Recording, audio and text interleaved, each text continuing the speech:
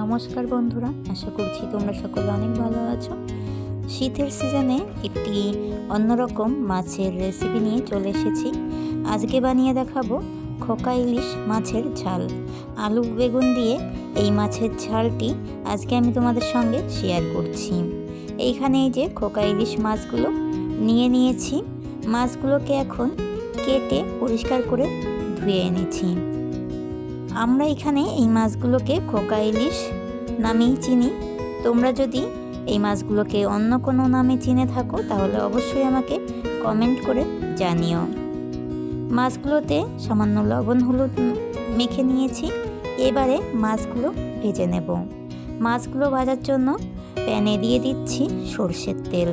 সর্ষের তেলটা ভালো করে গরম করে নিয়ে গ্যাসের আঁচটা লো ফ্লেমে করে দিয়ে মাছগুলোকে উল্টে পাল্টে ভেজে নেব।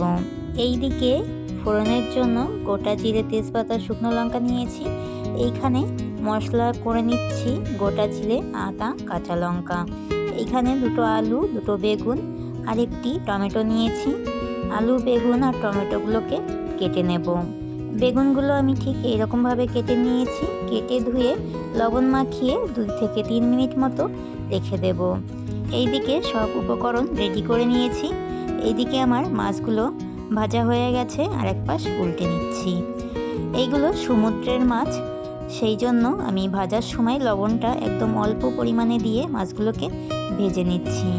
যে কোনো সমুদ্রের মাছই অল্প লবণ দিয়েই ভেজে নিতে হয়, না হলে পরে মাছগুলোতে আরও বেশি পরিমাণে লবণ ঢুকে যায় আর মাছগুলো খুব লবণ লাগে।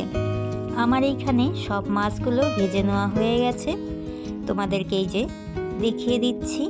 এবারে মাছের তরকারিটা রান্না করে নেব। মাছ ভাজা তেলেই আমি আগে থেকে লবণ হলুদ মাখিয়ে রাখা বেগুনগুলোকে নেড়ে চেড়ে ভেজে নেব। বেগুনগুলো এইভাবে প্রথমে ভেজে নিয়ে তুলে নিতে হবে। বেগুনগুলোকে আমি প্রায় 3 মিনিট ধরে ভেজে নিয়েছি। বেগুনগুলো বেশ লাল লাল করে ভেজেছি, এবারে তুলে নিচ্ছি। এবারে রেসিপিটি বানানোর জন্য আমি এইখানে একটা বড় ধরনের কড়াই নিয়েছি, আর যেই বেগুনগুলো ভেজেছিলাম বেগুন ভাজার তেলটা কড়াইতে দিয়ে দিলাম। এবারে ফোড়নে দিয়ে দিচ্ছি গোটা জিরে, শুকনো লঙ্কা, তেজপাতা।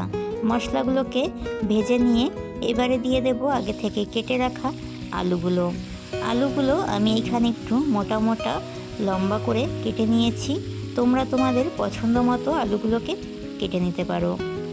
এবারে আলুগুলোকে ভাজার জন্য দিয়ে দিচ্ছি সামান্য লবণ, সামান্য হলুদ লবণ দিয়ে আলুগুলোকে 2 থেকে 3 মিনিট মতো হালকা আঁচে ভেজে নেব। আলুগুলো আমি 2 মিনিট মতো ভেজে নিয়েছি।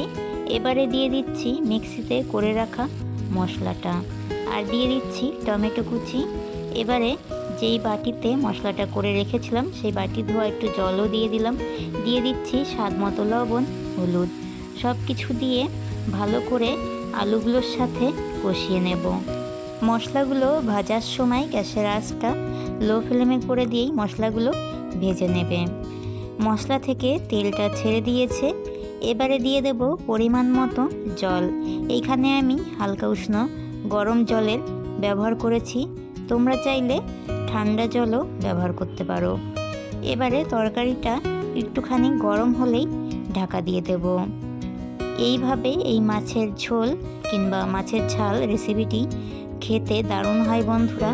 তোমরা বাড়িতে অবশ্যই এই রেসিপিটি ট্রাই করবে, আর আমাকে কমেন্ট করে জানাবে রেসিপিটি তোমাদের কাছে কেমন লেগেছে। আলুগুলো সেদ্ধ হয়ে গেছে। এবারে দিয়ে দেব আগে থেকে ভেজে রাখা বেগুনগুলো আর আগে থেকে ভেজে রাখা খোকা ইলিশ মাছগুলো। মাছ আর বেগুনটা দিয়ে আরও 3 মিনিট মতো এই তরকারিটাকে রান্না করে নেব। তরকারিটাকে আমি আবারও 2 থেকে 3 মিনিটের জন্য ঢাকা দিয়ে দেব।